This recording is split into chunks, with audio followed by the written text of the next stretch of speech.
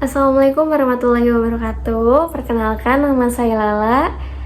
Dan di sini saya dan rekan saya, Mas Nur Wahid, akan menjelaskan tentang analisa proses bisnis sistem informasi pada Koperasi Mitra Duafa. Nah, sebelumnya terima kasih banyak kepada Ibu dosen yang telah memberikan kesempatan pada hari ini dan telah memberikan keringanan pada presentasi kali ini. Semoga Ibu sehat selalu dan bahagia selalu. Nah, oke, lanjut.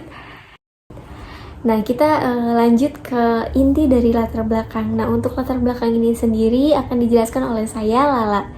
Nah, di inti latar belakang itu ada 4 poin. Yang pertama ada koperasi simpan pinjam, komida, digitalisasi, analisis proses bisnis berbasis IT. Nah, dari 4 kata kunci itu, yang pertama, 1. Koperasi simpan pinjam. Itu membantu banget masyarakat yang berpenghasilan rendah untuk memenuhi kebutuhan ekonomi mereka. Nah, untuk yang poin kedua, Komida itu juga berfokus membantu perempuan dengan layanan serta pinjaman tunai maupun non-tunai. Nah, untuk yang poin ketiga ini, digitalisasi diperlukan supaya kegiatan operasional koperasi menjadi lebih efisien, transparan, dan fleksibel. Nah, untuk yang poin keempat, analisis proses bisnis berbasis IT ini dilakukan untuk mengetahui nih kelemahan pada sistem yang digunakan pada saat ini dan menemukan peluang manfaat teknologi agar kinerja lebih optimal. Nah, di sini saya akan menjelaskan secara singkat dan ringkas atau mudah dimengerti nih teman-teman tentang Komida ini atau profil Komida ini. Nah, Komida berdiri pada tanggal 28 Juni 2024. Awalnya berbentuk Yayasan Mitra Duafa atau Yamida nih teman-teman. Nah, terus Komida juga berfokus untuk membantu perempuan berpenghasilan rendah dengan memberikan pembiayaan modal usaha melalui sistem Grameen Bank. Nah, visi Komida tersendiri ini menjadi lembaga keuangan mikro yang memberikan layanan simpan pinjam secara efisien, tepat waktu, dan membantu perempuan berpenghasilan rendah memperbaiki kehidupan keluarga, pendapatan rumah tangga, dan bahkan pendidikan anak nih teman-teman. Nah, untuk misi Komida juga ini ada 3 poin nih teman-teman. Yang pertama, memberikan layanan keuangan simpan pinjam kepada anggota. Yang kedua, menyediakan layanan keuangan seperti latihan kesehatan, edukasi motivasi untuk anak-anak anggota, dan pengelolaan keuangan keluarga. Nah, untuk poin yang terakhir atau poin yang ketiga, ini ada memberikan pelayanan yang berkualitas melalui staf yang berkompeten dan berintegrasi. Di Komida itu struktur organisasinya ada apa aja? Nah, di sini saya akan menjelaskan. Ini ada 5 ya teman-teman. Yang pertama, branch manager, yaitu dia tuh bertanggung jawab mengelola seluruh kegiatan operasional cabang nih teman-teman. Nah, untuk asisten manager juga di sini ada nih teman-teman. Dia membantu branch manager dalam mengawasi kegiatan lapangan. Nah, terus ada staff MES atau Management Information System ya teman-teman. Dia tuh mengelola data dan sistem informasi cabang. Nah, terus ada staf administrasi. Dia juga mengurus keuangan dan administrasi kantor. Nah, yang terakhir ada Field Office atau petugas lapangan yang berinteraksi langsung dengan anggota termasuk pengumpulan angsuran dan pendampingan. Nah, untuk presentasi selanjutnya akan dilanjutkan oleh Mas Wahid. Assalamualaikum warahmatullahi wabarakatuh. Perkenalkan, nama saya Nur Wahid Iksan. Di sini saya akan menjelaskan tentang proses bisnis berjalan. Proses bisnis berjalan dari Koperasi Mitra Duafa atau Koperasi Komida. Yang pertama yaitu pendaftaran calon anggota. dan survei data. Yang kedua, pengajuan pembiayaan oleh anggota. Jadi anggota mengajukan pembiayaan. Yang ketiga, analisis kelayakan oleh manajer. Yang keempat, pencairan pinjaman di center meeting. Yang kelima, monitoring angsuran dan evaluasi penggunaan pinjaman. Jadi setelah cair, angsuran akan dimonitoring dan dievaluasi penggunaan pinjamannya. Yang terakhir, pelaporan dan pengarsipan oleh staf MIS. Selanjutnya, analisis SWOT atau Strength, Weakness, Opportunities, Threat. Strength atau kekuatan. Salah satu strength atau kekuatannya yang pertama yaitu basis anggota sudah kuat dan terbina. Yang kedua, sistem pencatatan sudah sebagian besar menggunakan komputer. Yang ketiga, hubungan anggota dan koperasi bersifat jangka panjang. Untuk weakness-nya atau kelemahannya, satu, integrasi antar unit belum optimal. Yang kedua, proses monitoring masih semi manual. Yang ketiga, ketergantungan pada input operator sehingga berpotensi salah. Opportunities atau peluang. Yang pertama, perkembangan aplikasi keuangan mikro. Yang kedua, potensi implementasi ERP skala kecil. Yang ketiga, tingginya kebutuhan digitalisasi lembaga keuangan mikro. Yang terakhir, threats atau ancaman. Untuk ancaman, contohnya yang pertama, kompetisi dari fintech berbasis digital. Jadi adanya kompetisi dari beberapa fintech yang berbasis digital. Yang kedua, ancaman keamanan data. Yang ketiga, risiko kredit bermasalah. Selanjutnya, untuk strategi penanganan SWOT.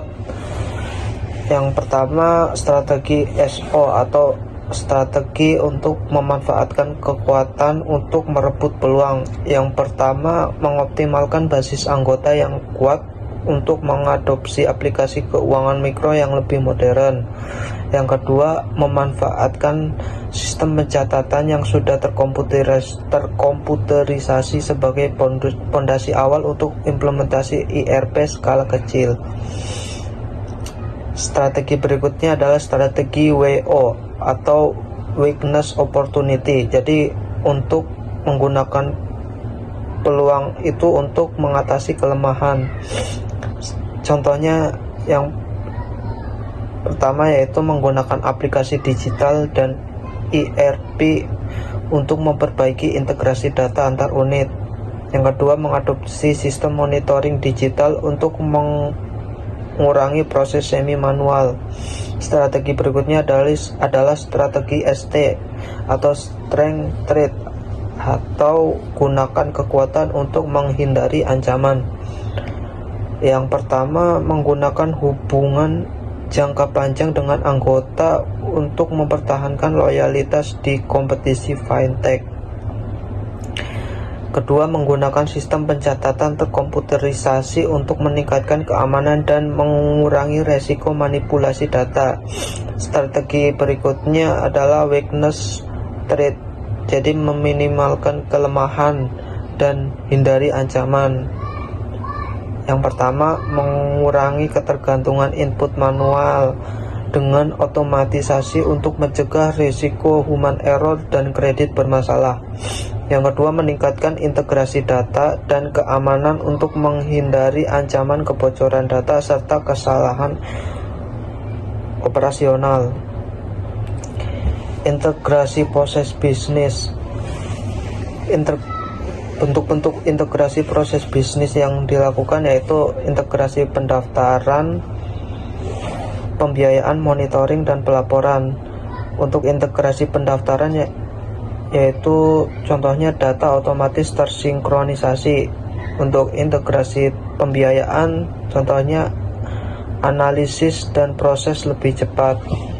Untuk integrasi monitoring, status angsuran jadi lebih real time. Yang terakhir, integrasi pelaporan menjadi otomatis dan akuntabel. Kendala utama yang dihadapi yaitu data tersebar di banyak aplikasi, duplikasi, dan jadi bisa menimbulkan duplikasi dan inkonsistensi. Kendala kedua yaitu monitoring angsuran yang masih manual, rawan salah, lambat, dan tidak real time. Yang terakhir, laporan keuangan harus dikonsolidasi manual. Mengapa ini menjadi kendala juga? Karena lambat dan rawan error.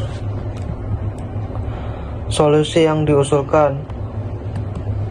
Untuk solusi yang diusulkan terhadap kendala-kendala tersebut, yang pertama, membangun database terpusat.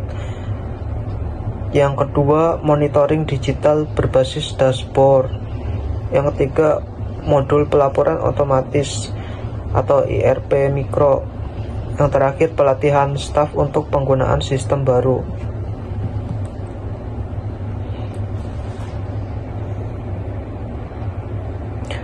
Terima kasih. Selanjutnya akan dilanjutkan oleh Lala.